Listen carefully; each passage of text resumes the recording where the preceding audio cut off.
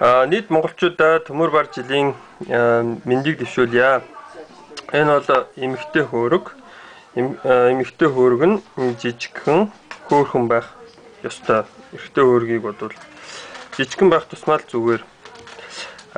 Хөөрөг мүлгэр байх ёстой. Тэгээд шулуугаар хийгдсэн байх ёстой гэж үздэг.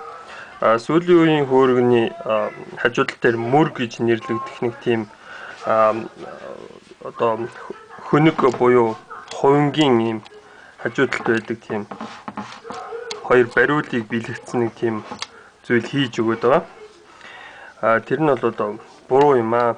Яг гэвэл хөөрөг гэдэг маань одоо нэг хувин шиг одоо авч явахад хүнд ид биш. Хэдий чулуугаар хийсэн ч гэсэн хөнгөн зүйл байх. Хөнгөн зүйлийг бэлэгддэгэ гэж настай хүмүүс хэлдэг байсан. Яг ийм хүү жижиг сажиг юм дээр анхаарал тавьдгийн учир нь юу юм бэ гэхээр хөөрөг маань тухайн эзнийхээ эрүүл мэндийг бэлэгддэг.